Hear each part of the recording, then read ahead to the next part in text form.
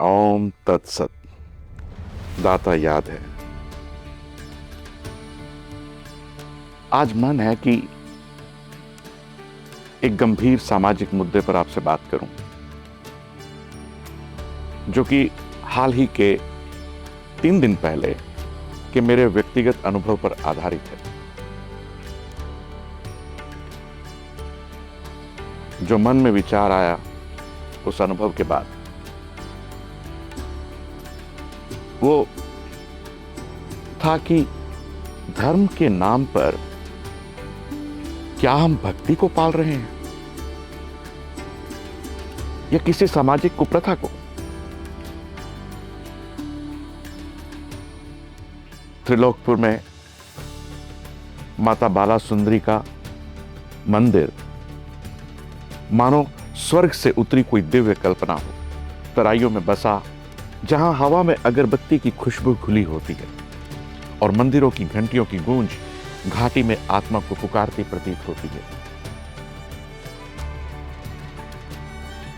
हजारों श्रद्धालु बंद आंखों और जुड़ी हुई हथेलियों के साथ सीढ़ियां चढ़ते हैं, अपनी आशाएं, अपने घाव और अपना आभार मन में फुसफुसाते हुए। हवा में लहराते ध्वज, हर कोने में झूलती गेंदे की मालाएं और देवी की चौकी पर गिरती दिव्य रोशनी। यहां भक्ति है, नम, नई, कच्ची, शुद्ध और शक्तिशाली। और इसी पवित्र भूमि पर हमने यानी लिविंग द्विज ने भावनापूर्ण तरीके से एक भंडारा आयोजित किया 3 दिन पहले। हमने केवल भोजन नहीं बल्कि प्रसाद तैयार किया। प्रेम, विनम्रता और पवित्र सेवा का अर्पण। मेरी टीम ने सेवा भाव से भरपूर परिश्रम किया। भोर में सब्जियां काटने से लेकर संध्या तक, अंतिम थाली साफ करने तक, मंदिर प्रांगण से खुले हाल तक पूरा परिसर स्वच्छ था, सेवा की आत्मा और गर्मजोशी से भरा हुआ हो जैसे। हर व्यक्ति, चाहे उसकी जाति, वर्ग या धर्म कोई भी हो, उनका स्वागत किया गया और उन्हें भोजन बड़ी श्रद्धापूर्वक परोसा गया। और यही धर्म की मांग है, यही हमारा जीवन है, यही हमारे जीवन की प्रेरणा है। परंतु जैसे प्रकाश पतंगों को आकर्षित करता है, वैसे ही करुणा उन लोगों को आकर्षित करती है जो उदारता को कमजोरी समझ बैठते हैं। दिन के अंत में भंडारे में मैंने एक प्रवृत्ति देखी। कुछ महिलाएं छोटे छोटे बच्चों के साथ, जो मुश्किल से 8-10 वर्ष के रहे होंगे, प्लास्टिक के बैग, खाली बैग, बड़े बड़े टिफिन के खाली डिब्बे, यहां तक कि छोटी बाल्टियों जैसे कंटेनरों के साथ पंडाल में आने लगी। एक बार के भोजन के लिए नहीं, 2 बार के भोजन के लिए नहीं, बल्कि कई बार के भोजन के लिए। एक एक महिला ने 10-10 कंटेनर भरवा लिए। बच्चे बार बार लौटते, अपने थैलों को शॉल में छिपाकर लाते। औसतन उस समूह में हर व्यक्ति ने लगभग 10 किलो से ज्यादा खाना अपने लिए पैक कर लिया था। यह भूख नहीं थी, यह संचय था, यह गरीबी के भेष में चोरी थी। जब नहीं रहा गया तो मुझे कार्यवाही करनी पड़ी। मैंने अपनी टीम से निवेदन किया कि अब कोई भी व्यक्ति भोजन बाहर नहीं लेकर जाएगा। आप खाइए, जितना खाना है उतना खाइए, हम श्रद्धापूर्वक आपको खिलाएंगे, लेकिन भोजन बाहर कोई व्यक्ति नहीं लेकर जाएगा, क्योंकि यह अब सेवा नहीं थी, यह सामाजिक कुप्रथा थी मेरी नजरों में। वहां जो मंदिर की टीम थी, मैंने उनसे भी बात की, अपनी व्यथा का जिक्र किया, अपनी चिंता व्यक्त की। उन्होंने मुझे बताया कि यह तो रोज की दिनचर्या है कि ये महिलाएं बच्चों के साथ आती हैं और दिन भर परोसे जाने वाले तीनों समय के खाना, सुबह, दोपहर और शाम, तीनों समय का खाना उठाती हैं। मुझे आश्चर्य हुआ कि वे 30-40 किलो पके हुए भोजन का प्रतिदिन क्या करती हैं। उनके परिवार के कितने भी सदस्य हों, पर इतना तो नहीं खा सकते। या तो वो ये पका हुआ खाना बेचती होंगी, या नहीं खाया जाता होगा तो उसे नष्ट कर देती होंगी और अगले दिन फिर सुबह ताजे खाने के लिए एकत्रित होती होंगी। धर्म और सेवा के नाम पर भोजन की कितनी बर्बादी हो रही है। और यह सिर्फ कोई एक भंडारा नहीं था, पूरे देश में ऐसे हजारों भंडारे रोज होते हैं। और यह इस तथ्य के बावजूद है कि भारत सरकार देश के सभी गरीब लोगों को, जो कि एक निश्चित आय स्तर से नीचे हैं, मुफ्त भोजन वितरित कर रही है। मैं सच्चे हृदय से स्पष्ट रूप से कहना चाहता हूं, यह जो हमने देखा एक सामाजिक बुराई है, एक बढ़ती हुई बीमारी है, और इसे नाम देना आवश्यक है। धर्म के नाम पर भीख मांगना धर्म नहीं हो सकता, यह पतन है।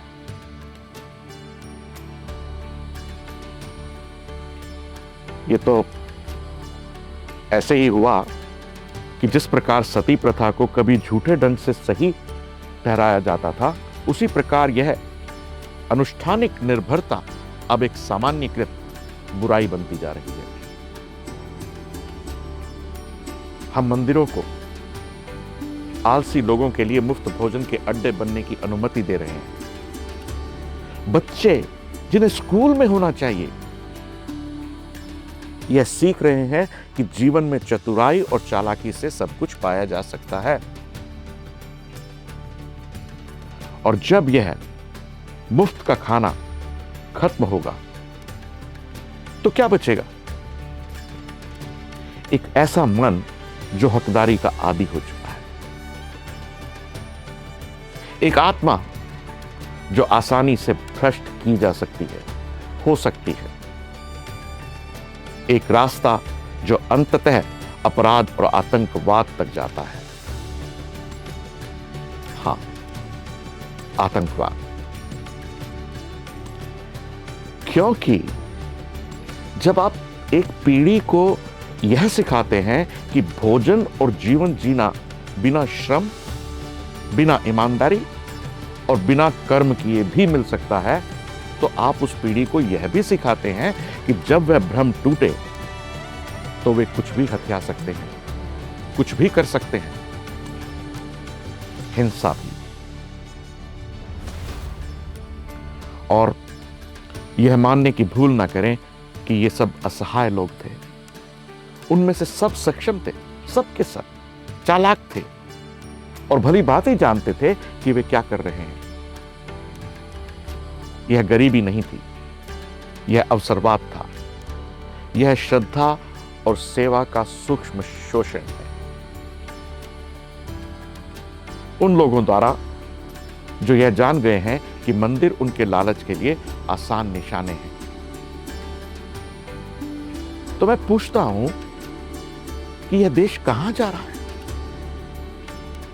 जब हम सिर्फ पेट नहीं बल्कि निर्भरता भी पाल रहे हैं, तब हम अपने बच्चों को कहां ले जा रहे हैं? जब हमारी करुणा के नाम पर धर्म ही सड़ांध पालने लगे, तब हमारा धर्म कहां है?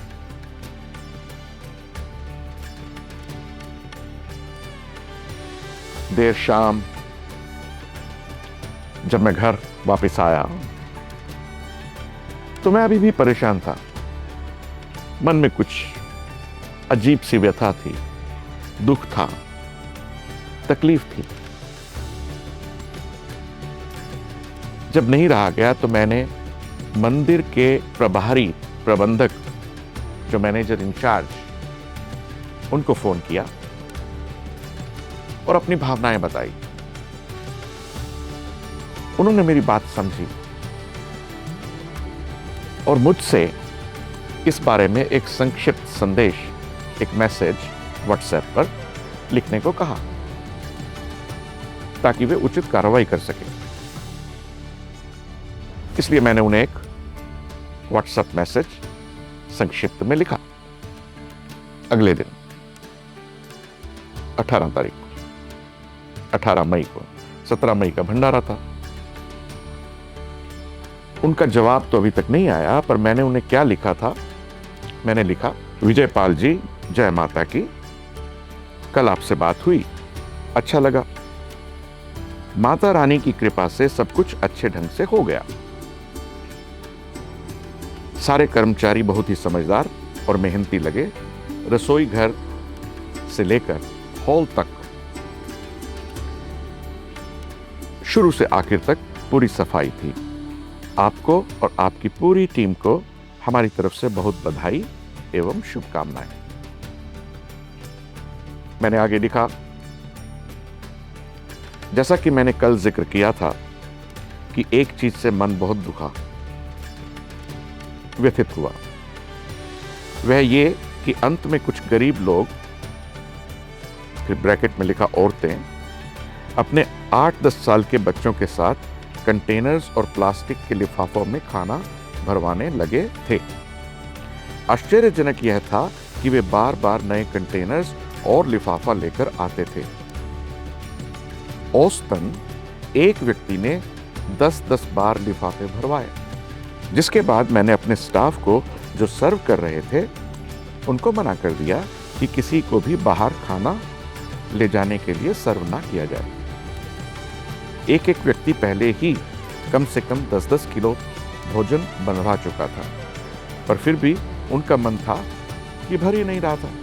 सैकड़ों किलो भोजन हम भंडारे में इस प्रकार बांटकर समाज में एक खतरनाक कुरीति को बढ़ा रहे हैं, जो देश में बेरोजगारी, अनपढ़ता, चोरी, अशिक्षा आदि को जन्म देगी। कोई भी व्यक्ति जो भंडारा दे रहा है, वह इसलिए भंडारा नहीं देता कि इस प्रकार के लोग भर भर के खाना घर ले जाएं। आशा करता हूं कि आप गौर फरमाएंगे। जय माता की, आपका परम द्विज। तो ये मैसेज एक छोटा सा लिखा उनको। आशा करता हूं कि शायद कुछ सुधार हो। मैं परम द्विज यह क्रोध से नहीं बल्कि अडिग विश्वास के साथ कहता हूं, लालच को पालना सेवा नहीं है, आलस्य को प्रोत्साहित करना भक्ति नहीं है, और यह धर्म नहीं है कि हम मौन रहें तब भी जब धर्म को पतन निगल रहा हो। हर भंडारा, हर फीस्ट, हर लंगर संयम, विवेक और अनुशासन के साथ आयोजित होना चाहिए। हमारा सामूहिक प्रयास उन लोगों की सेवा करने पर केंद्रित होना चाहिए जो सचमुच भूखे, असहाय हैं, दूर दूर से आए हैं, यात्री हैं, ना कि उन लोगों की सेवा करनी चाहिए जो स्वार्थ के कंटेनरों और परोक्ष उद्देश्यों के साथ आते हैं। हमें यह सुनिश्चित करने का प्रयास करना चाहिए कि हमारे मंदिर उत्थान और सशक्तिकरण के केंद्र बने, ना कि केवल निर्भरता के लिए बैसाखियां।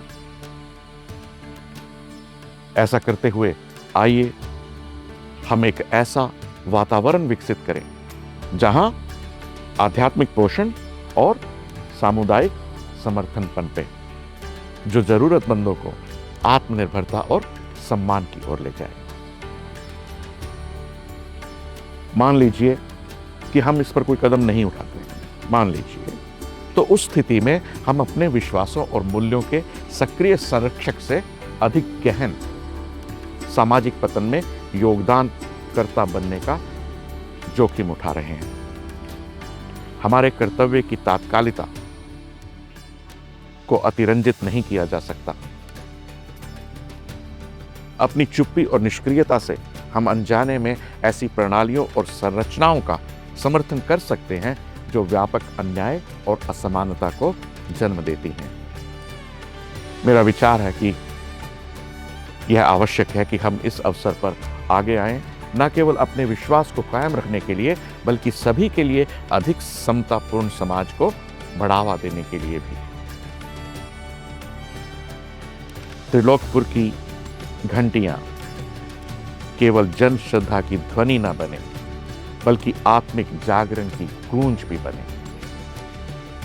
देवी की पवित्र भूमि एक जीवंत क्षेत्र में परिवर्तित हो, जहां सत्य पनपे तथा यहां रहने वाले सभी लोगों के दिलों और दिमागों को प्रकाशित करे। इस दिव्य स्थान को न केवल पूजा के लिए एक अभयारण्य के रूप में कार्य करना चाहिए, बल्कि ईमानदारी और ज्ञान के एक प्रकाश स्तंभ के रूप में भी कार्य करना चाहिए, जो अपने निवासियों को स्वयं अपने आसपास की दुनिया के बारे में गहरी समझ की ओर मार्गदर्शन करे। आज इतना ही। आप सबको बहुत शुभकामनाएं। ओम तत्सत।